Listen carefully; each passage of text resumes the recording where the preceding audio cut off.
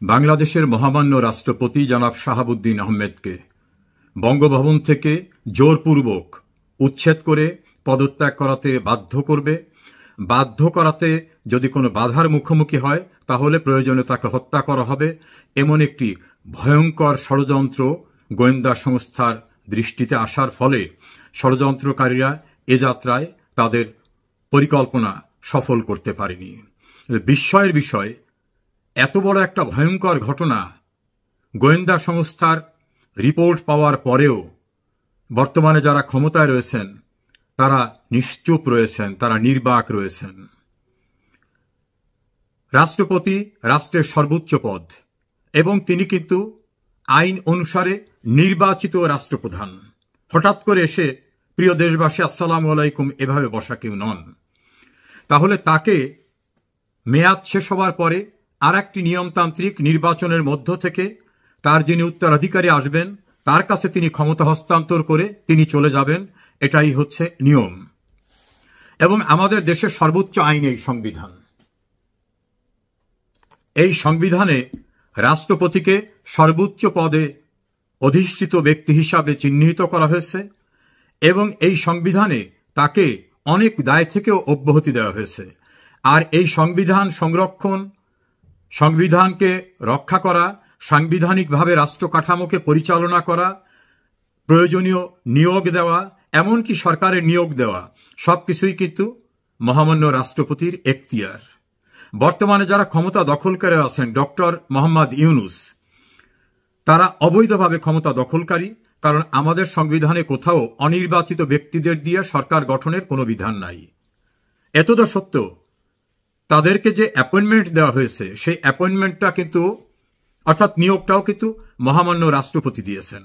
অর্থাৎ এখন যারা সরকারে আছেন দাবি করেন তাদের নিয়োগকর্তাও কিন্তু এই মহামান্য রাষ্ট্রপতি। রাষ্ট্রের গুরুত্বপূর্ণ সাংবিধানিক পদে যারা থাকেন তাদের নিয়োগকর্তাও কিন্তু মহামান্য রাষ্ট্রপতি। রাষ্ট্রপতি সরকারের ঊর্ধ্বে, তিনি রাষ্ট্রের প্রধান। এমন একটি সংবেদনশীল রাষ্ট্রের সর্বোচ্চ পদে অধিষ্ঠিত ব্যক্তিকে উচ্ছেদ করার জন্য ইতপূর্বে একবার কর্মসূচি নিয়ে বঙ্গভবনের সামনে একটা মব যায়। সেই মবকে আবার ফিরিয়ে আনে মবের আর একটা ফ্র্যাকশনের কিছু লোকেরা। এরপর আবার শহীদ মিনারে চিৎকার করে অনেককে শুনলাম এই রাষ্ট্রপতিকে কোনোভাবে রাখা যাবে না। নতুন নতুন গজিয়ে ওঠা পার্টির কোনো কোনো নেতা তো রাষ্ট্রপতিকে বিশ্রী ভাষায় গালিগালাজ করছেন, উচ্ছেদ করবেন ইত্যাদি ইত্যাদি। তাদের এই কৃতকর্ম, তাদের এই হুমকি, তাদের কর্মকাণ্ড এটা সম্পূর্ণরূপে বেআইনি। কিন্তু এই বেআইনি কর্মকাণ্ড প্রকাশ্যে হবার পরেও আইনানুগ প্রক্রিয়া সম্পূর্ণরূপে বন্ধ রেখেছে ক্ষমতা দখলকারী ইউনূস সরকার।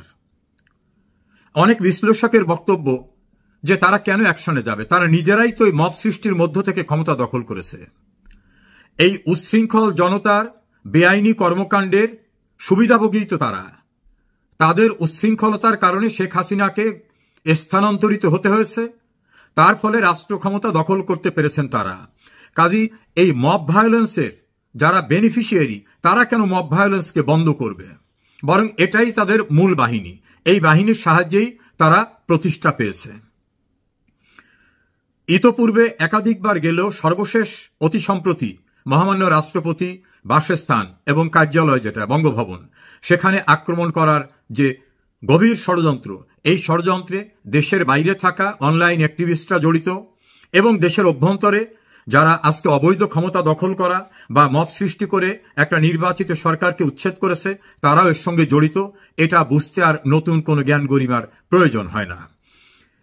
সেখানে কাকে নতুন করে রাষ্ট্রপতি বসানো হবে সেরকম একটা ঘোষণা এসেছে। আর রাষ্ট্রপতি পদটা কি এরকম চাইলেই যে কেউ দখল করতে পারে? অতীতে এভাবে দখল হয়েছিল দুইজন সামরিক শাসক, জেনারেল জিয়াউর রহমান এবং জেনারেল এরশাদ, তার পূর্বে আবু সাইদ মোহাম্মদ সায়েম। এই তিনজন কিন্তু অনির্বাচিত ব্যক্তি হিসাবে রাষ্ট্র ক্ষমতা দখল করেছিলেন। কেউই কিন্তু খুব শান্তিপূর্ণভাবে বিদায় নিতে পারেননি এবং তাদের এই রাষ্ট্র ক্ষমতা দখলের এই প্রক্রিয়াটাকে আমাদের সর্বোচ্চ আদালত কিন্তু বেআইনি, চরদখল, জবরদখল, রাষ্ট্রদ্রোহিতা নানা নামে অভিহিত করে তাদের ওই সকল সময়ের কৃতকর্মকে বেআইনি ঘোষণা করেছেন। ফলে অবৈধভাবে রাষ্ট্রপতির পদ দখল করা বা সরকারের পদ দখল করা কোনো ব্যক্তিকে আমাদের দেশে আইন কিন্তু কখনো অ্যাপ্রুভ করে নাই, অনুমোদন দেয়নি। বর্তমানে যিনি সরকার প্রধান দাবি করেন তিনি সম্পূর্ণরূপে অবৈধ। কারণ আমাদের এই সংবিধানে কোথাও অনির্বাচিত ব্যক্তিকে সরকার গঠন করার কোনো এখতিয়ার দেওয়া হয়নি। সংবিধানের অনুচ্ছেদ 7(2) বলা হয়েছে যে এই সংবিধানের বিধিবিধানের পরিপন্থী কোনো আইন বা কোনো কিছু করা হলে যেটাই করা হবে সেটাকে বেআইনি হিসাবে গণ্য করা হবে। আর সংবিধানের 7(a) অনুচ্ছেদে বলা হয়েছে যদি কোনো ব্যক্তি এই সংবিধানের যে সকল অনুচ্ছেদ সেই অনুচ্ছেদের পরিপন্থীতে বেআইনিভাবে কোনো কিছু করতে চান, এই সংবিধানকে লঙ্ঘন করতে চান, সমর্থন করতে চান, অনুসমর্থন করতে চান বা লঙ্ঘনকারীকে কোনোভাবে স্বীকৃতি দেন, তাহলে তাদের কৃতকর্ম রাষ্ট্রদ্রোহিতার অপরাধ হিসাবে গণ্য হবে। সেই আঙ্গিকে যদি বলি তাহলে ডক্টর মোহাম্মদ ইউনূস এবং তার পারিষদবর্গ তারা এই সংবিধানের বিধিবিধান ভঙ্গ করেছেন। এটা ভঙ্গ করে তারা রাষ্ট্র ক্ষমতায়, কারণ এই সংবিধানকে স্থগিত করা হয়নি। এই সংবিধান বিদ্যমান, এই সংবিধান আইনে কার্যকর রয়েছে। আবার যারা এখন রাষ্ট্রপতিকে বেআইনিভাবে উচ্ছেদ করতে চান তারাও তো এই সংবিধানের বিধানের পরিপন্থী পরিকল্পনায়। কারণ রাষ্ট্রপতি একটা নির্বাচিত পদ, তার মেয়াদ শেষ হলে নতুন রাষ্ট্রপতি যিনি নির্বাচিত হবেন তিনি তার কাছে ক্ষমতা হস্তান্তর করবেন। এটাই আইন, এটাই রেওয়াজ। তাহলে আইনানিক প্রক্রিয়ার বাইরে গিয়ে, সংবিধানের বিধিবিধানের বাইরে গিয়ে মহামান্য রাষ্ট্রপতিকে যদি উচ্ছেদ করার চেষ্টা করা হয়, ষড়যন্ত্র করা হয়, পরিকল্পনা করা হয় এবং এটাকে কেউ অনুসমর্থন দেন, তাহলে বিদ্যমান এই আইনের 7(a) অনুচ্ছেদ অনুযায়ী সেটা তো রাষ্ট্রদ্রোহিতার অপরাধ। তা রাষ্ট্রদ্রোহিতার অপরাধ তো অনেক বড় অপরাধ। এত বড় অপরাধ যারা করছে কিভাবে নির্বাক থাকছেন যারা রাষ্ট্র ক্ষমতা এখন দখল করে আছেন? নাকি ওই কথাই তাদের ক্ষেত্রে প্রযোজ্য যে একই প্রক্রিয়ায় তো আমরাও বসেছি, একই প্রক্রিয়ায় রাষ্ট্রপতিকে সরিয়ে দিয়ে লাগে আর একজনাকে ওখানে বসিয়ে দেব? তাদের উদ্দেশ্যে বলবো ইতিহাসের দিকে তাকান, পেছনের দিক তাকান। অবৈধ উপায়ে ক্ষমতা দখলকারী জিয়াউর রহমান, জেনারেল এরশাদ এবং আবু সাদাত মোহাম্মদ সায়েমের আমলকে কিন্তু আইনানুগভাবে কোনো স্বীকৃতি দেওয়া হয় নাই। আমাদের আইনি প্রক্রিয়ায় তাদের কৃতকর্মকে অবৈধ বলা হয়েছে। কাজেই ভুলে যাবেন না যে এই ঘটনা ঘটিয়ে পরিত্রাণ পাওয়া যাবে। আমরা আরো লক্ষ্য করছি রাষ্ট্রপতিকে পছন্দ হয় না, এজন্য রাষ্ট্রের দীর্ঘদিনের রেওয়াজ সরকারের দায়িত্বে যিনি থাকেন তিনি বিদেশ সফর করে ফিরে গিয়ে রাষ্ট্রপতিকে রিপোর্ট করতে হয়। ডক্টর মোহাম্মদ ইউনূস সেটা করেন না। বঙ্গভবনের অধিকাংশ অনুষ্ঠান থেকে তিনি এড়িয়ে থাকেন। এমনকি জাতীয় সকল অনুষ্ঠানে যেখানে রাষ্ট্রপতি যাবেন সে সকল অনুষ্ঠানে তাকে স্বাগত জানাবেন সরকার প্রধান।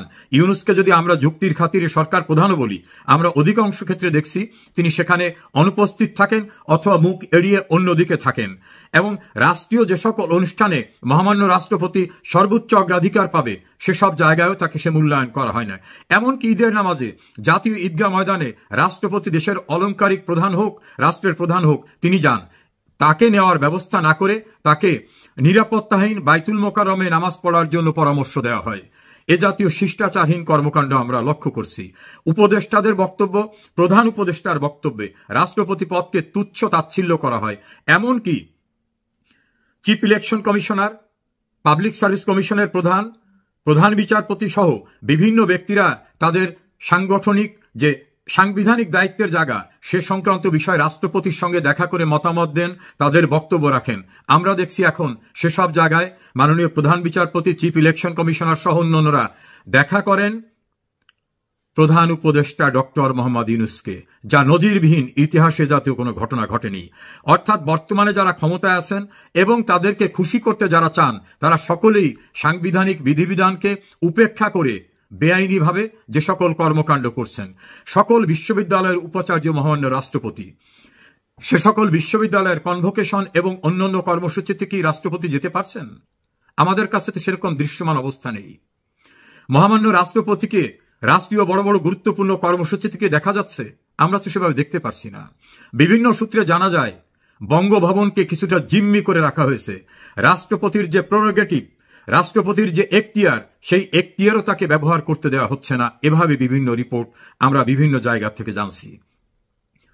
ভুলে যাবেন না রাষ্ট্রপতি কিন্তু সরকারের নিয়োগকর্তা। তিনি চাইলে কলমের এক খোঁচায় এই সরকার হিসাবে যারা নিয়োগ পেয়েছেন বলে দাবি করেন তাদের কিন্তু যেমন তিনি নিয়োগ দিয়েছেন তিনি বাতিলও করতে পারবেন।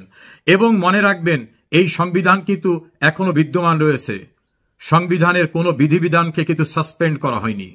আর নতুন করে জুলাই চার্টার বা অন্য কোনো নামেও যদি কোনো কিছু করতে চান, কোনো আইন কিন্তু সংবিধানের ঊর্ধ্বে আসবে না।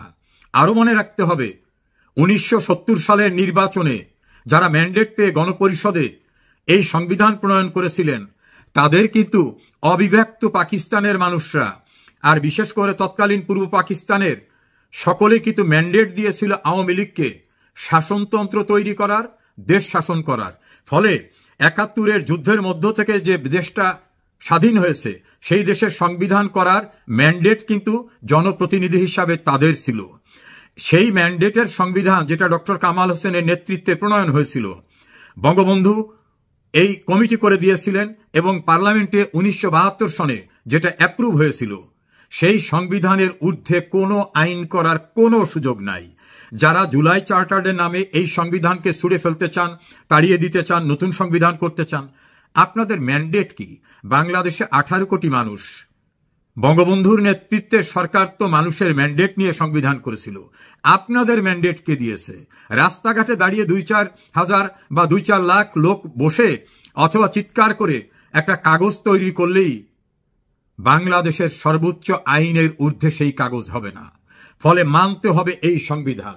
এই সংবিধানের বাইরে গিয়ে কোনো কিছু করার অবকাশ নাই। যারা করতে চান তাদের উদ্দেশ্যে বলবো, পেছনের দিক তাকান। সংবিধানের 8ম সংশোধনী, 5ম সংশোধনী, 7ম সংশোধনী, সব মামলায় কিন্তু সামরিক শাসকদের ক্ষমতা দখল, কৃতকর্মকে রাষ্ট্রদ্রোহিতা, অবৈধ দখল করা বিভিন্নভাবে অভিহিত করে রায় দেওয়া রয়েছে। সেই রায়ও কিন্তু বহাল আছে। ওই রায়ও কিন্তু এক প্রকারের আইন। আর সুপ্রিম ল অফ ল্যান্ড, এই সংবিধান কিন্তু বিদ্যমান আছে। যারা মহামান্য রাষ্ট্রপতিকে হত্যা করতে চান, উচ্ছেদ করতে চান, এবং এই সকল ঘটনা জানার পরেও রাষ্ট্র ক্ষমতায় থেকে যারা এগুলোকে কোনো ব্যবস্থা না নিয়ে প্রকারান্তরে সমর্থন করছেন, তারাও কিন্তু সংবিধানের 7-এর এ ধারার, 7-এর এ অনুচ্ছেদের অপরাধে অপরাধী হবেন। আর একটা জিনিস মনে রাখবেন, অপরাধ কিন্তু কোনোদিন তামাদি হয় না। প্রথম বিশ্বযুদ্ধের অপরাধীদের বিচার কিন্তু দীর্ঘদিন পরে হয়েছে। বঙ্গবন্ধুর খুনিরা দাম্ভিকতা করে বলতো ইন্ডেমনিটি অর্ডিন্যান্স আইনে পরিণত করে আমাদের মুক্তি দেওয়া হয়েছে। কোনো কিছুতেই কিন্তু তাদের রক্ষা হয়নি। প্রায় 36 বছর লেগেছে বঙ্গবন্ধু হত্যাকাণ্ডের চূড়ান্ত বিচার এবং সবকিছু সম্পন্ন হতে। সম্পন্ন কিন্তু হয়েছে, দাম্ভিকতা কিন্তু চূর্ণ হয়েছে। এখনো যারা রাষ্ট্রপতিকে হত্যা করতে চান, বঙ্গভবন দখল করতে চান, এবং যারা নির্বাচিত সরকারকে উচ্ছেদ করেছেন অসাংবিধানিক উপায়ে, তারা কিন্তু সংবিধান বহির্ভূত কাজ করেছেন। তাদের একজন ওস্তাদ, আমেরিকান নাগরিক ডক্টর আলী রিয়াজ, প্রকাশ্যে স্বীকার করেছেন, আমরা সবাই সংবিধান লঙ্ঘন করেছি। তাই আত্মস্বীকৃত ব্যক্তি এবং তাদের সহযোগী, তাদের সুবিধাভোগী, তাদের সমর্থনকারীদের কিন্তু সেদিন খুব দূরে না যে এই অপরাধের বিচারের মুখোমুখি হতে হবে। আশা করি এই বিষয়টা বিস্মৃত হবেন না। ইতিহাস কাউকে ক্ষমা করে না, কিন্তু অনেকে ইতিহাস থেকে শিক্ষা নেন না। চূড়ান্ত পরিণতির কঠিন মিউজিকের জন্য প্রস্তুত হন আপনারা।